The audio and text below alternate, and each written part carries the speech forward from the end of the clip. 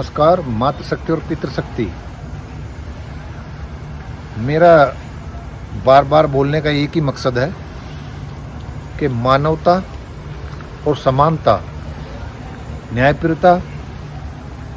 निडरता और निष्पक्षता का अभाव जो दिखता है, उसके लिए जो लोग जिम्मेदार हैं उनका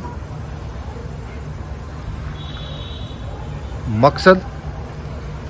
बताना और उनकी सफलता के पीछे शोषित वर्गों का उनकी तरफ ताकना किन किन कारणों से है। तो उसमें जो मैंने अनुभव किया है, और आप भी करते हैं, लेकिन हम कई बार किसी सेट फ्रेम में सेट होकर के या अपने से मतलब रख करके अपना काम चलता भाड़ में जाए, जनता की सोच से बाहर निकलें, उस भाव से मैं बताता हूँ कि पुरातन से कुलीन वर्ग जो आर्थिक, सामाजिक और राजनीतिक रूप से, राजनीति विषय तो अब आया, पहले इस राजनीति कह लीजिए, राजशाही कह लीजिए, और आर्थिक व्यावसायिक है, कैसे भी तरीके से और पैसा कमाना, और आर्थिक, इसका जो कुलीन वर्ग में इसमें जैसे 3 वर्ग हैं, ऐसे इन 3 वर्गों के अलग अलग एस्पेक्ट हैं। इनकी सबकी जो जड़ है, जो इनको इकट्ठा रखती है, और जो इनके इकट्ठा रखने के साथ साथ शोषित और पीड़ित वर्ग है, वो धर्म के नाम पर इनके साथ लग करके दूसरे धर्म अनुयायियों को, देश को, राज्यों को नीचा दिखाने में और इनको सत्तासीन करने में अपने निजी कष्टों को भूल जाता है, और वे समझता है कि मुझे धर्म ही जिंदा रखेगा। जब ये कुलीन वर्ग, और इस कुलीन वर्ग में मेरे यहाँ से व्यापार में, राजनीति में या सामाजिक वर्ग कार्यों में, जैसे संगठन बने हुए हैं, उनमें जो भी शरीक हुए हैं वो इसमें पहुँच रहे हैं, कुछ भी हो, उनके वहाँ पहुँचने से मेरे कौम का, मेरे वर्ग का गौरव तो बढ़ ही रहा है ना। और एक दिन हमारा भी उदय होगा, और वो कुलीन वर्ग उस झंडे के नीचे, धर्म रूपी झंडा जो सबके दुख दर्द को पीछे करके केवल और केवल राष्ट्र के नाम पर, जाति के नाम पर, धर्म के नाम पर, जाति नहीं धर्म के नाम पर उनको इकट्ठा कर लेने में अभी तक सफल है। और वो सफल वर्ग कैसे ये दिखाता है कि ये सब जो हमें मिला है, हमारे पास जो कुलीनता है, ये इस आस्था की वजह से है। और इस आस्था में सभी की, मैं सभी आस्था वालों के उसमें आप देख लेना, सभी देशों के देख लेना, मैं भारत के लोग तो भारत की ही बात करें, तो वो ये दिखाना चाहते हैं कि हम इनके आस्था में रह करके इस झंडे के नीचे हमें ये कुलीनता मिली है, राज सत्ता, राजशाही मिली है, ये वैभवता मिली है, और इसके आयोजन में कुछ धर्मार्थ कार्य कर लेना, दान दे देना, जागरण कर लेना, मंदिरों में करोड़ों रुपए का दान दे देना, कुछ शिक्षालयों में या ऐसे कुछ कर देना, ऐसे जो आडंबर करके उनको ये दिखाना चाहते हैं कि ये जो सब कुछ है, ये इस झंडे के नीचे, धर्म रूपी झंडे के नीचे आने से हमें मिला है। तो इस आशा में जो उस झंडे के नीचे जो विवेकहीन होकर के अपने दुख दर्द भूल करके उनके साथ लगते हैं, वो इस चमत्कार की आस में उस झंडे के जो मुफ्त का खाने वाले हैं, सभी उसमें, ये कोई कुछ काम नहीं करता, केवल और केवल इनके चमत्कार दिखा करके, कुलीनता की तरफ हम देख करके ऐसा लगता है कि एक दिन हमारा भी उदय होगा, और हमारा नहीं होगा, हमारे आने वाली पीढ़ी का होगा। कई आस्थावाले तो कहते हैं कि ये कष्ट हमें इसलिए मिल रहे हैं कि हमारी आने वाली संतान देश दुनिया पे शासन करेगी, और उनको ऐसा बताया जाता है कि अगर आपको ये कष्ट मिल रहे हैं तो ये कष्ट आपको तपस्या है आपकी, अगले पीढ़ी या आपको सीधा जो आप यहाँ वैभवता देख रहे हो, जो कुलीन वर्ग की अय्यासियाँ देख रहे हो, संसाधनों का भोग देख रहे हो, वो सब आपको परालोक में मिलेगा। धरातल का जो दर्शन दिखता है, ये यहाँ इस भोग रहे हैं, अगले जन्म में ये आप जैसे बनेंगे, और आप उस जन्म में जा करके वहाँ जो परालौकिक जन्म स्थान है, वहाँ आपको ये सब वैभवता मिलेंगी, अप्सराएं मिलेंगी, जन्नत मिलेगी, हूरें मिलेंगी। ऐसे जैसे यहाँ पर देवी देवताओं के पीछे अर्धनग्न अवस्था में झंडे वो पंखे लहराते हुए उनका गर्मी ना लग जाए, मक्खी ना बैठ जाए, ऐसे जो काल्पनिक दृश्य दिखाए जाते हैं अन्य वो उसमें भी हाँ, कमाल तो ये है कि हमारे वाले काल्पनिक पिक्चरों के द्वारा तस्वीर या फिल्म बना करके हमें सपने में खोए रखते हैं। दूसरे केवल कहने मात्र से ही उसके लिए जान देना और जान लेना ये समझते हैं कि सीधा हमारा लाइव कास्ट या हमारा सीधा उनसे संपर्क है। तो ऐसा विचार आप ये करिए कि जो दोनों सभी ये लोग कहते हैं कि सब शक्ति एक है, सबका संचालन एक ही कर रहा है इस ब्रह्मांड को, जिसे ब्रह्मांड कह देते हैं, कुछ अन्य चीज कहते हैं। और इस ब्रह्मांड को चलाने वाली शक्ति जो भी कण कण ये उत्पादित हो रहा है और लुप्त हो रहा है, यानी कि जो अनित्यता जो चल रही है, परिवर्तन जो हो रहा है, गरीबी का, अमीरी का, रईसी का,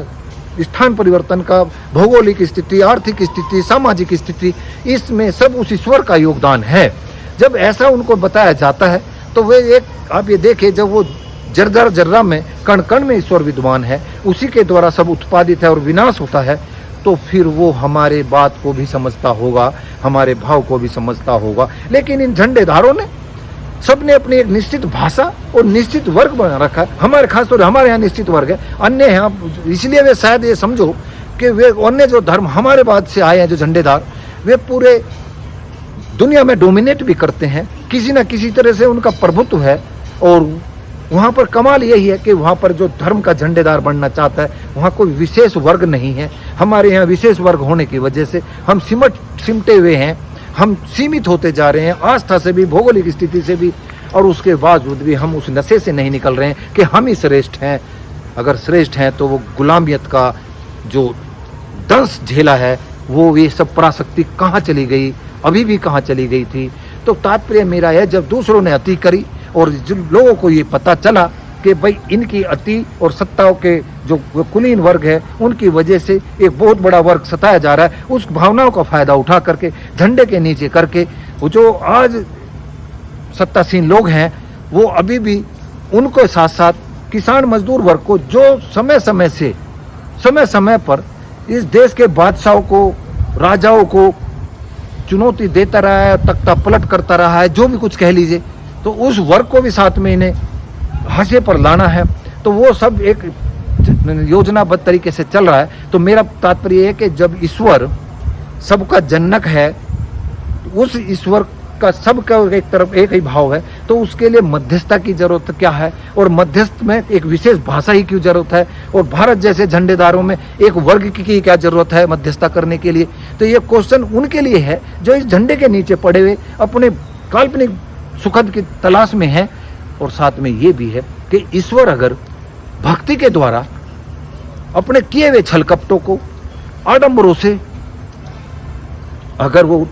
उनकी तरक्की करता है और उन पाप को धोता है, तो वो ईश्वर निष्पक्ष नहीं है। कहा तो ये जाता है कि कर्मों का फल हम भोगते हैं, और हमारे कर्मों को अगर वो देख रहा है और उस कर्म को देखते हुए हमें फिर भी कष्ट दे रहा है, तो ये क्वेश्चन खड़ा होता है उस ईश्वर रूपी शक्ति पर कि क्या वो जो दंडवत होते हैं, भक्ति करते हैं, उन्हीं का ही भला करता है। लेकिन ऐसा नहीं है। इसको मैं कई बार बोल चुका हूँ कि जब भी कोई समूह निगेटिव हो, नकारात्मक सोच का हो, हिंसक हो, अन्य न कैसे भी नकारात्मक हो, और पॉजिटिव हो, जो योजनाबद्ध तरीके से वातावरण की परिस्थितियों को जांच करके, लोगों को भावनाओं को समझ करके जैसी रणनीति बनाता है, उस रणनीति में उस गति में जब चलता है, तो उसे प्रगति 100% तो नहीं तो वर्तमान स्थिति से बेटर स्थिति में वो उस रणनीति के तहत चला जाता है। भले ही वो नए आयाम ना खड़े करे, लेकिन ये दुर्भाग्य है कि इस देश या दुनिया के कहूँ, या मैं तो खास तौर अपने यहाँ कहूँगा, जो लोग अपने कष्टों को, अपने देश के अपमान को भूल करके और लोगों को भावनात्मक इस्तेमाल करके ताकत में आते हैं, वे वर्तमान में साधने के लिए, वर्तमान को और वो करने के लिए भविष्य को भूल जाते हैं। और इस तरह से जब छोटे छोटे, मैं कहता हूँ, कभी भी कोई बड़ा विस्फोट, विघटन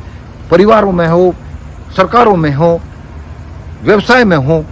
कभी बड़े नुकसान से नहीं हुआ है। वो जब छोटी छोटी भावनाओं को आहत पहुँचाई जाती है, मीन हरकतें की जाती हैं, दूसरों की भावनाओं को कुचला जाता है, तब वो बड़ा विस्फोट का रूप लेकर के सबको विखंडित कर देता है। तो ऐसा इतिहास हमारा है। और इस विचार पर मैं ये कहूँगा कि ईश्वर रूपी जो हमें दिखाया जा रहा है, वो अगर कर्मों के द्वारा, ऐसा कहते हैं कि कर्मों का फल मिलता है, तो हमें अपने कर्मों पर ध्यान देना चाहिए। और जो ये कुलीन वर्ग है, इनके भी आचरणों के और कर्मों पर हमें ध्यान देना चाहिए। यानी कि जो योजनाबद्ध तरीके से संगठित होकर के किसी भी दिशा से, किसी भी विचार से जब आगे बढ़ते हैं, तो वे परिणाम तो देंगे ही। तो उन परिणामों को देख करके आप ये समझिए कि भक्ति का कोई रोल नहीं है, केवल अच्छी योजना का रोल है। परिस्थितियों को समझ कर उनको भावनात्मक और अवसर का लाभ उठाने की जिन लोगों ने समझ आ गई है, वो ही ताकतवर हो जाते हैं। तो इस भाव को मेरे समझने का प्रयास करें और भाव ये समझें कि ईश्वर रूपी बात में ना उलझ करके